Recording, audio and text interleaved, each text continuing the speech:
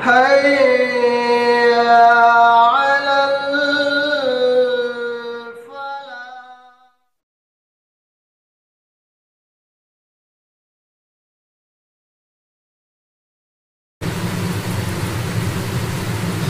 الحمد لله رب العالمين والصلاة والسلام على سيد المرسلين وعلى آله وصحبه أجمعين أما بعد أعوذ بالله من الشيطان الرجيم بسم الله الرحمن الرحيم سيقول السفهاء من الناس ما ولاهم عن قبلتهم التي كانوا عليها قل لله المشرق والمغرب يهدي من يشاء إلى صراط مستقيم وكذلك جعلناكم أمة وسطا لتكونوا شهداء على الناس ويكون الرسول عليكم شهيدا وما جعلنا القبلة التي كنت عليها إلا لنعلم من يتبع الرسول ممن ينقلب على عقبيه وإن كانت لكبيرة إلا على الذين هدى الله وما كان الله ليضيع إيمانكم إن الله بالناس لرؤوف رحيم.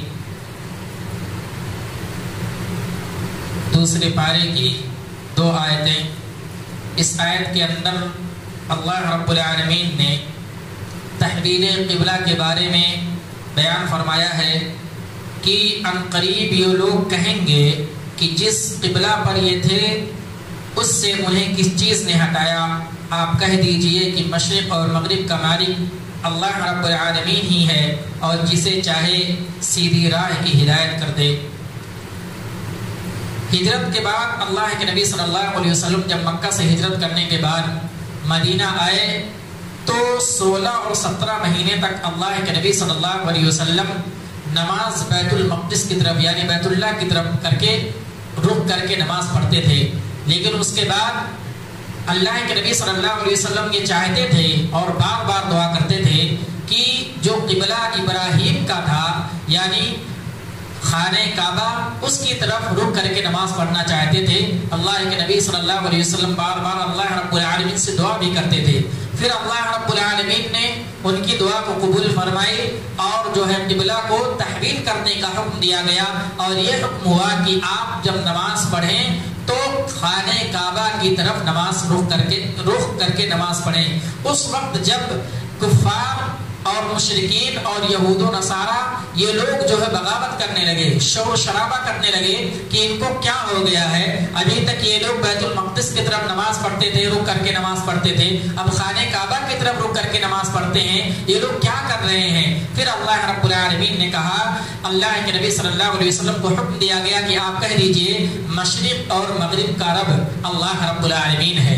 وہ جو چاہے کر سکتا ہے اور اللہ رب العالمین انہی کو ہدایت دیتا ہے جو سیدھے راستے پر ہیں. تو یہ تحویل قبلہ جب ہوا جب قبلہ جو ہے بدلنے کا حکم دیا گیا تو بہت سارے لوگوں نے اختلاف کیا. یہود و نصارہ بہت ساری باتیں کرنے لگے منافقین جو تھے وہ لوگ شور مچانے لگے. لیکن پھر اللہ رب العالمین نے جو ہے یہ آیت نازل کر دی تو نبی اکرم صلی اللہ علیہ وسلم خود خانہ کعبہ کی طرف رخ کر کے نماز پڑھنے لگے. صحابہ کرام خانہ کعبہ کی طرف رخ کر کے نماز پڑھنے لگے. اور پھر آگے اللہ رب العالمین نے کہا وَكَذَلِكَ جَعَلْنَاكُمْ أُمَّةً وَسَطًا لِتَكُونُوا شُهَدَاءَ عَلَى النَّاسِ کہ اے امت محمدیہ تم کو سب سے بہترین امت بنایا گیا ہے تاکہ تم لوگوں پر گواہ ہو جاؤ. حدیث شریف میں آتا ہے کہ اللہ کے نبی صلی اللہ علیہ وسلم کو بھی گواہ بنایا گیا ہے. کل قیامت کے دن جب سارے نبی اللہ رب العالمین کے پاس اکٹھا ہوں گے سب لوگ موجود ہوں گے تو اللہ رب العالمین پیغمبروں سے سوال کرے گا کیا تم نے لوگوں کی طرف لوگوں کے درمیان تم نے میری باتوں کو پہنچایا میری باتوں کو میرے کلام کو میرے پیغام کو لوگوں تک پہنچا دیا. تو لوگ کہیں گے ہاں. اللہ رب العالمین کہے گا کیا تمہارے پاس کوئی گواہ ہے کیا تمہارے پاس کوئی شاہد ہے.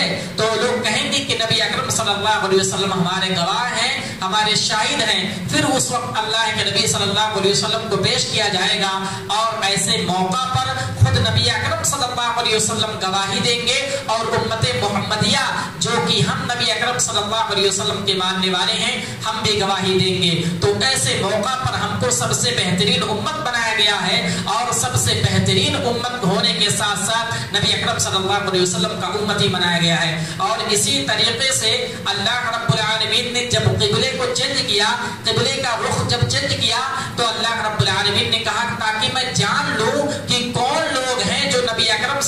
علیہ وسلم کی اتباع کرنے والے ہیں، جو نبی اکرم صلی اللہ علیہ وسلم کے فرمان کے مطابق اپنی زندگی گزارتے ہیں. کیونکہ جب یہ کہا گیا کہ اب تم لوگ بیت المقدس کی طرف رخ کر کے نماز نہیں پڑھو گے بلکہ قبلہ جو ہے آپ کا خانہ کعبہ کی طرف ہوگا، تو جو اللہ کے نبی کے ماننے والے تھے، اللہ رب العالمین کے ماننے والے تھے، وہ لوگ تو تیار ہو گئے، وہ لوگ نماز کی پابندی کرنے لگے. لیکن جو اللہ کے نافرمان تھے، نبی اکرم صلی اللہ علیہ وسلم کے نافرمان تھے، یعنی یہود و نصارہ منافقین، اس چیز سے منہ پھیر لیا. اس لیے اللہ رب العالمین نے کہا کہ میں جاننا چاہتا تھا، دیکھنا چاہتا تھا کہ کون اللہ کا ماننے والا ہے اور کون نبی اکرم صلی اللہ علیہ وسلم کا انکار کرنے والا ہے. اور پھر وہیں پر آگے بیان فرمایا وَمَا كَانَ اللَّهُ لِيُضِيعَ إِيمَانَكُمْ، کہ تمہارے اعمال جو ہیں وہ برباد نہیں ہو گئے ہیں. صحابہ کرام میں یہ بات پھیل چکی تھی کہ ابھی تک ہم لوگ جو نماز کی پابندی کرتے تھے وہ بیت المقدس کی طرف رخ کر کے نماز پڑھتے تھے، تو اب جو ہے اللہ کا فرمان آ گیا ہے کہ ہم خانہ کعبہ کی طرف رخ کر کے نماز پڑھیں. تو اب تک ہم نے بیت المقدس کی طرف رخ کر کے نماز پڑھی ہے، تو کیا یہ نماز ہماری برباد ہو گئی ہے؟ ہماری عبادتیں جو ہے قبول نہیں ہوئی ہیں؟ تو اللہ رب العالمین نے کہا وما كان الله ليضيع ايمانكم، تمہارے اعمال برباد نہیں ہوئے ہیں، تمہارے اعمال قبول کر لیے گئے ہیں. اور ان اللہ بالناس لرؤوف رحیم، اللہ رب العالمین کی ذات وہ ہے جو اللہ رب العالمین کی ذات وہ جو شفقت کرنے والی اور مہربانی کرنے والی ہے. تو اللہ رب العالمین نے ان کے اعمال کو قبول فرمایا. اسی طریقے سے اگر ہم اور آپ اللہ رب العالمین کے ماننے والے ہیں، اللہ رب العالمین کے بتائے ہوئے طریقے پر چلتے ہیں، تو ہم اور آپ کے درمیان ایک چیز اور ہونی چاہیے، وہ یہ کہ ہم اور آپ کے درمیان صبر کا مادہ ہونا چاہیے. اگر کوئی مصیبت آئے، کوئی پریشانی آئے، کسی بھی طرح کی کوئی مصیبت آئے، اللہ کی آزمائش آئے، یا اسی طریقے سے آپ کسی مصیبت میں گرے، تو ایک ایمان والے کا یہ شیوا ہونا چاہیے کہ اس کے درمیان صبر کا مادہ ہونا چاہیے، اس کے اندر صبر کرنے کی صلاحیت ہونی چاہیے. اللہ رب العالمین نے ایمان والوں کی صفات بیان کرتے ہوئے اور ایمان والوں کو تلقین کرتے ہوئے کہا یا ایھا الذین آمنوا استعینوا بالصبر والصلاۃ ان اللہ مع الصابرین، کہ اے ایمان والو تم اللہ رب العالمین سے مدد طلب کرو. کس چیز کے ذریعے؟ نماز کے ذریعے اور صبر کے ذریعے. اور آگے کہا ان اللہ مع الصابرین، بے شک اللہ رب العالمین صبر کرنے والوں کے ساتھ ہے. ہم اور آپ کو معلوم ہے کہ ہم رمضان المبارک کے مہینے سے گزر رہے ہیں. جب ہم رمضان المبارک کے مہینے میں روزے کا اہتمام کرتے ہیں تو اللہ رب العالمین کا حکم کیا ہے کہ اللہ رب العالمین کی فرما برداری کرتے ہوئے اور صبر کا مظاہرہ کرتے ہوئے صبح صادق سے لے کر کے غروب آفتاب تک آپ کو کچھ کھانا ہے نہ پینا ہے، اور نہ تو شہوت کا جو ہے آپ کو استعمال کرنا ہے، نہ تو اگر آپ شادی شدہ ہیں تو آپ اپنی بیوی سے ہم بستری نہیں کر سکتے. یہ اللہ رب العالمین کا فرمان ہے. تو گویا کہ اگر کوئی آدمی روزہ رکھے ہوئے ہے، روزے کی حالت میں ہے، تو ایسے موقع پر اس کو بہت سارے صبر کرنے کی ضرورت پڑتی ہے. آدمی اگر صبر نہیں کرے گا تو کچھ کھا پی لے گا، اسی طریقے سے صبر نہیں کرے گا تو اپنی بیوی سے ہم بستری کر بیٹھے گا، جس کے نتیجے میں کیا ہوگا کہ آدمی جو اپنے روزے کو توڑ بیٹھے گا. اس لیے صبر کرنے کا جو مادہ ہے ایک ایمان والے کے اندر ہونا چاہیے، اور ایمان والے کی صفت ہے کہ یہ جو صبر کا مادہ ہے ہمارے اندر موجود ہونا چاہیے. اور اللہ کے نبی صلی اللہ علیہ وسلم نے صبر کرنے والوں کے بارے میں کہا ہے کہ مومن کا بڑا عجیب معاملہ ہے، مومن کا بڑا عجیب معاملہ ہے. اگر مومن کے پاس کوئی نیک بختی ہوتی ہے، اس کی کوئی نعمت ملتی ہے، تو اللہ رب العالمین کا شکریہ ادا کرتا ہے. اور اگر اسے کوئی مصیبت پہنچتی ہے تو صبر کا دامن تھام لیتا ہے، اور ایسے موقع پر اس کے لیے بھلائی کا راستہ کھل جاتا ہے اور اس کے لیے جو اچھائی کا معاملہ ہوتا ہے. تو ایک مومن کی صفت ہے کہ آدمی صبر سے کام لے. اس کے پاس اگر کوئی مصیبت اور پریشانی آتی ہے تو اس کو چاہیے کہ وہ صبر سے کام لے. اور صبر کب کرنا ہوگا؟ جب آدمی کو مصیبت پہنچے، اسی حالت میں اس کو صبر کرنا چاہیے. اللہ کے نبی صلی اللہ علیہ وسلم نے کہا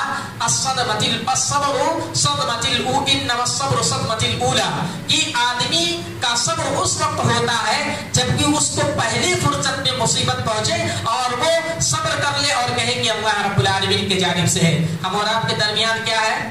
اگر کوئی آدمی ہم اور آپ کو مار پیٹ دے، کوئی مصیبت ہم اور آپ کے اوپر آ جائے تو پہلے روتے ہیں، گڑ گڑاتے ہیں، بہت سارے جو ہے جزا و فضا کرتے ہیں، بہت ساری شکایتیں کرتے ہیں، اور آخر میں جب یہ ہو جاتا ہے کہ ہم سے کچھ نہیں ہو سکتا ہے تو کہتے ہیں ہم نے صبر کیا۔ یہ صبر قابل قبول نہیں ہے میرے مسلمان بھائی، یہ صبر قابل قبول نہیں ہے۔ صبر کا معنی یہ ہے کہ جیسی ہی مصیبت آپ کے اندر آئے، آپ کے اوپر آئے، اسی حالت میں آپ صبر سے کام لیں اور کہیں گے اللہ رب العالمین کی جانب سے ہے۔ قرآن مجید کے اندر اللہ رب العالمین کا طریقہ ہے کہ اللہ رب العالمین اپنے بندوں کو آزماتا ہے۔ وَلَنَبْلُوَنَّكُمْ بِشَيْءٍ مِّنَ الْخَوْفِ وَالْجُوعِ وَنَقْصٍ مِّنَ الْأَمْوَالِ وَالْأَنفُسِ وَالثَّمَرَاتِ وَبَشِّرِ الصَّابِرِينَ، کہ ہم صبر کرنے والوں کو آزماتے ہیں کس چیز کے ذریعے؟ کبھی ان کو ڈر لاحق ہوتا ہے، کبھی دہشت ہوتی ہے۔ ہم اور آپ دیکھتے ہیں اپنے معاشرے کے اندر اپنی زندگی گزارتے ہیں، کبھی شہر کے اندر اتنا خوف اور دبدبہ ہوتا ہے، دہشت کا ماحول ہوتا ہے، یہ آدمی اپنے گھر سے نہیں نکل سکتا ہے۔ اسی طریقے سے والجوع، کبھی آدمی کی زندگی میں بھوک کی شدت آ جاتی ہے، بھوک مری کا شکار ہو جاتا ہے۔ ایسی حالت میں ایک مومن کو چاہیے کہ وہ صبر سے کام لے۔ وَنَقْصٍ مِّنَ الْأَمْوَالِ، اور کبھی مال میں تک دستی ہو جاتی ہے، مال میں نقصان ہو جاتا ہے، ہمارے بزنس میں خسارہ ہو جاتا ہے، اللہ رب العالمین ایسے موقع پر ہم اور آپ کو آزماتا ہے۔ وَالْأَنفُسِ وَالثَّمَرَاتِ، اور کبھی کبھی اللہ رب العالمین ہماری روزی میں، ہمارے پھل میں کمی اور کمی کر دیتا ہے، اور دیکھنا چاہتا ہے کہ مومن بندہ کیا کرتا ہے۔ اگر ہم صحیح معنوں میں مومن ہیں تو ہمارا ایسے موقع پر کیا ہونا چاہیے؟ وَبَشِّرِ الصَّابِرِينَ، صبر کا مظاہرہ کرنا چاہیے، اور اگر ہم صبر کا مظاہرہ کرتے ہیں تو یہ جان لیجئے کہ ہمارے لیے خوشخبری ہے، اللہ رب العالمین ہمارے لیے خوشخبری بتلا رہا ہے۔ تو ہم اور آپ کو، ایمان والوں کو یہ چاہیے کہ ہم زیادہ سے زیادہ اللہ کی راہ میں صبر سے کام لیں، روزی کی حالت میں زیادہ سے زیادہ صبر کریں۔ اور اسی طریقے سے اللہ رب العالمین نے یہ فرمایا ہے، ایک مومن بندے کو توحید و ربوبیت اور توحید کے بارے میں بار بار بتایا جاتا ہے۔ اللہ رب العالمین نے اسی بارے کے اندر ایک آیت میں فرمایا، وَإِلَٰهُكُمْ إِلَٰهٌ وَاحِدٌ لَا إِلَٰهَ إِلَّا هُوَ الرَّحْمَٰنُ الرَّحِيمُ، تم سب کا معبود جو ہے وہ ایک ہے، تنہا ہے۔ اگر حقیقی معبود اگر کوئی ہے تو تنہا ہے، ایک ہے، اور اس کے سوا کوئی معبود برحق نہیں ہے، اور وہ بہت رحم کرنے والا اور بڑا مہربان ہے۔ اس لیے اللہ رب العالمین نے اس آیت کے اندر توحید کے بارے میں بتلایا ہے کہ ہم اور آپ اگر کسی کی عبادت کریں تو صرف اور صرف ایک اللہ رب العالمین کی عبادت کریں۔ یہ کفار و مشرکین کے بارے میں ہے، بتلایا گیا ہے کہ ان کو چاہیے کہ وہ ایک اللہ رب العالمین کی عبادت کریں، اس کے ساتھ کسی کو شریک نہ ٹھہرائیں۔ کیوں؟ کیونکہ اللہ رب العالمین کی صفات کو آگے کی آیتیں میں بیان کیا گیا ہے، ان فی خلق السماوات والارض واختلاف اللیل والنہار والفلک التي تجری فی البحر بما ينفع الناس وما انزل اللہ من السماء من ماء فاحیا به الارض بعد موتها وبث فيها من كل دابة وتصريف الرياح والسحاب المسخر بين السماء والارض لآيات لقوم يعقلون۔ یہ اللہ رب العالمین کی ذات ہے جس نے آسمان و زمین کو پیدا فرمایا ہے، اور اسی کی ذات ہے جو دن اور رات کو تبدیلی کرتی ہے، اور وہی ذات ہے جو سمندروں کے اندر کشتیوں کو جو ہے روانہ کرتی ہے، مسخر کرتی ہے۔ اور اسی طریقے سے اللہ رب العالمین کی ذات ہے کہ وہی آسمان سے بارش نازل فرماتا ہے، اور اسی طریقے سے اللہ رب العالمین کی ذات ہے کہ جو زمین مردہ ہو جاتی ہے، اللہ رب العالمین جب بارش نازل کرتا ہے تو وہ جو زمین ہے لہلہانے لگتی ہے اور وہ مردوں سے زندہ ہو جاتی ہے۔ وَبَثَّ فِيهَا مِن كُلِّ دَابَّةٍ، اللہ رب العالمین کی ذات ہے کہ اس نے زمین کے اندر بہت سارے چوپائے کو، بہت سارے جانوروں کو یوں ہی چھوڑ دیا ہے اور جو ہے داخل کر دیا ہے۔ وَتَصْرِيفِ الرِّيَاحِ وَالسَّحَابِ الْمُسَخَّرِ، اور اللہ رب العالمین کی ذات ہے جس نے آسمان کو تبدیلی کرتا ہے، جس نے ہوا کو تبدیل کرتا ہے، کبھی مشرق سے چلتی ہے، کبھی مغرب سے چلتی ہے، کبھی شمال سے چلتی ہے، کبھی جنوب سے چلتی ہے۔ وَالسَّحَابِ المسخر بین السماء والارض، اور اللہ رب العالمین نے آسمان کے درمیان بہت ساری چیزوں کو مسخر کر دیا ہے۔ تو ہم اور آپ کو یہ ساری نعمتیں یاد رکھنی چاہیے اور اللہ رب العالمین کی ایک اللہ کی عبادت کرنی چاہیے۔ اس آیت کے اندر اللہ کی توصیفات اللہ کی نعمتوں کو بیان کیا گیا ہے کہ اللہ رب العالمین نے اس دنیا کے اندر کن کن چیزوں کو پیدا فرمایا ہے اور کن کن چیزوں کے ذریعہ اللہ رب العالمین ہم اور آپ کو آزماتا ہے اور ہم اور آپ کو دیکھنا چاہتا ہے کہ کیا میرا فلاں بندہ اللہ کے بتائے ہوئے طریقے پر چلتا ہے، کیا ایک اللہ کی عبادت کرتا ہے یا اس کے ساتھ کسی کو شریک ٹھہراتا ہے۔ اور اسی طریقے سے آگے اللہ رب العالمین نے مومنوں کو یہ بیان فرمایا ہے، مومنوں کو یہ تلقین کی ہے کہ آپ اس دنیا کے اندر جب اپنی زندگی گزاریں، جب آپ اپنی زندگی اس دنیا کے اندر گزاریں تو جو روزی اور روٹی کھائیں، جو روپیہ پیسہ ہو وہ حلال طریقے کا ہو، وہ حرام کمائی نہ ہو، وہ حلال طریقے پر ہو۔ اللہ رب العالمین عمومی طور سے کہہ رہا ہے یا ایھا الناس کلوا مما فی الارض حلالا طیبا ولا تتبعوا خطوات الشیطان انہ لکم عدو مبین، کہ اے لوگو تم زمین کے اندر جو چیز کھاؤ پیو وہ حلال طریقے کا ہو، وہ حلال کمائی ہو، حرام کمائی نہ ہو۔ ولا تتبعوا خطوات الشیطان، اور تم شیطان کی پیروی نہ کرو۔ کیوں؟ کیونکہ شیطان جو ہے انہ لکم عدو مبین، تمہارا کھلا ہوا دشمن ہے۔ آج اگر ہم اپنے ماحول کا جائزہ لیں، اپنے معاشرے کا جائزہ لیں تو آدمی روپے پیسے کمانے کے چکر میں یہ نہیں دیکھتا ہے کہ اس کے پاس جو پیسہ آ رہا ہے وہ حلال کمائی ہے یا حرام کمائی ہے، جبکہ اللہ رب العالمین نے بہت سختی سے منع کیا ہے کہ اگر تمہاری کمائی ہو وہ حلال طریقے کو ہو۔ اگر کوئی آدمی حرام کمائی کھاتا ہے تو یہ جان لیجئے کہ اگر کوئی آدمی ایک کپڑا پہنے ہوا ہے اور کپڑا 10 دینار کا ہے یا 10 درہم کا ہے، 1 درہم اگر حرام کمائی کا ہے تو جب تک اس کے جسم پر وہ کپڑا رہے گا، جب تک وہ کوئی بھی عبادت کر لے وہ عبادت قابل قبول نہیں ہوگی۔ اور اسی طریقے سے اللہ کے نبی صلی اللہ علیہ وسلم کی حدیث ہے کہ اگر کوئی آدمی حرام کمائی کھاتا ہے تو اگر وہ اللہ رب العالمین کی بارگاہ میں کوئی دعا کرتا ہے تو دعا قابل قبول نہیں ہے۔ ایک مسافر کے بارے میں آتا ہے تو مسافر صحرا و بیابان میں چلتا ہوا آتا ہے، دوڑتا ہوا آتا ہے، ایسی حالت میں کہ اس کے جو ہے اس کا جسم گرد و غبار سے بھرا ہوا ہے، وہ آدمی پریشان حال ہے، اس کے بال جو ہے اس کے جسم پر مٹی پڑی ہوئی ہے، اس کا بال بکھرا ہوا ہے۔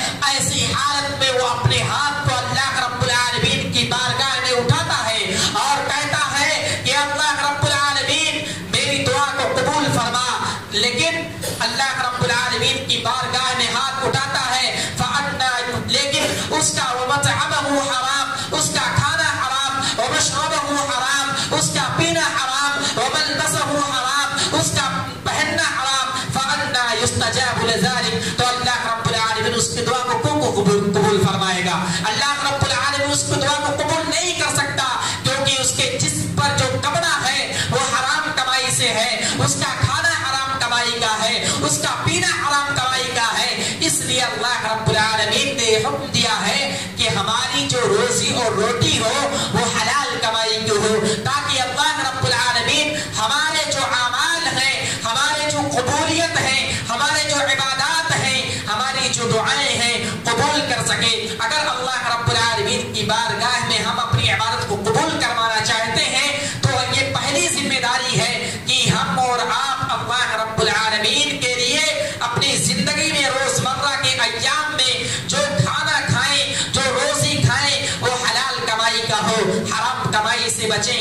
ایسا نہ ہو کہ دنیا پرستی میں مگن ہو کر جو بھی روپیہ پیسہ آئے ہم اکٹھا کرتے رہیں اور کھاتے رہیں۔ اور اسی طریقے سے اللہ رب العالمین نے یہ بیان فرمایا ہے کہ جب قبلہ رخ تبدیل ہو گیا، یہود و نصارہ یہود یہ کہنے لگے کہ ہمارا قبلہ جو بیت المقدس کا مغربی حصہ ہے وہ ہمارا قبلہ ہے، نصارہ یہ کہنے لگے کہ ہمارا قبلہ جو ہے بیت المقدس کا مشرقی حصہ ہے، مسلمان تھے جو اللہ کے نبی صلی اللہ علیہ وسلم کے ماننے والے تھے ان کا بھی قبلہ چینج ہو گیا تھا, وہ بھی باتیں کرنے لگے تھے, لیکن اللہ رب العالمین نے کہا کہ قبلہ چینج کرنے سے کوئی بڑی بات نہیں ہے.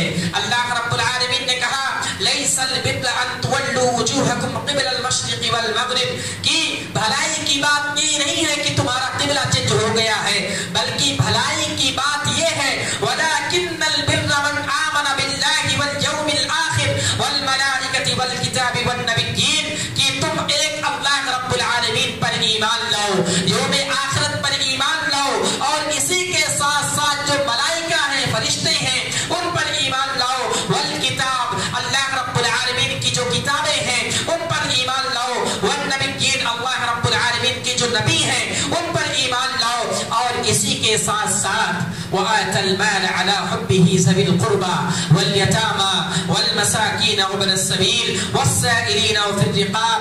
تم اپنے مال سے محبت کرنے کے باوجود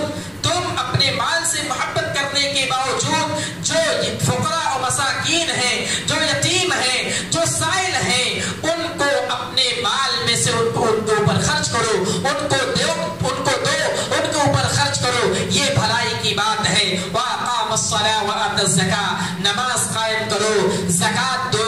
اسی طریقے سے وَالْمُوفُونَ بِعَقْدِهِمْ إِذَا عَاهَدُوا, اگر تم کسی سے وعدہ کرتے ہو تو اس کی وعدہ خلافی نہ کرو, اس کے وعدہ کو پورا کرو, یہ بھلائی کی بات ہے. وَالْمُوفُونَ بِعَقْدِهِمْ إِذَا عَاهَدُوا وَالصَّابِرِينَ فِي الْبَأْسَاءِ وَالضَّرَّاءِ وَحِينَ الْبَأْسِ. اس آیت کے آخری ٹکڑے کے اندر یہ کہا گیا کہ اگر تم کو ایمان کی حالت میں, اسلام کی حالت میں, اسلام کے جو پیروکار ہیں, اسلام کے مطابق جو زندگی گزارتے ہیں, اگر ان کے راہ میں کبھی ضرور واقع ہوتی ہے تو صبر سے کام لو. اولئک الذین صدقوا واولئک هم المتقون. اگر کسی آدمی کے اندر یہ ساری خصلتیں پائی جاتی ہیں, یہ ساری صفتیں پائی جاتی ہیں, تو یہ جان لیجئے کہ صحیح معنوں میں متقی اور پرہیزگار وہی ہے, صحیح معنوں میں سچا اور پکا مسلمان وہی ہے کہ وہ اللہ کی راہ میں مال کو خرچ کرے, نماز کو قائم کرے, زکات کو ادا کرے. یہ تمام چیزیں تھیں جو اللہ رب العالمین نے دوسرے پارے کے اندر تفسیر میں بیان کیا ہے. اللہ رب العالمین سے دعا ہے کہ اللہ رب العالمین تو ہمیں کہنے سننے سے زیادہ عمل کرنے کی توفیق عطا فرما. اے اللہ رب العالمین, رمضان المبارک کا مہینہ ہے, ہم نماز پڑھتے ہیں, تیری عبادت کرتے ہیں. اے اللہ رب العالمین, ہم قیام اللیل کرتے ہیں, قیام اللیل میں قرآن کو سنتے ہیں. اللہ رب العالمین تو ہماری تمام عبادتوں کو قبول فرما. آمین. وآخر دعوانا ان الحمد للہ رب العالمین. السلام علیکم ورحمۃ اللہ وبرکاتہ.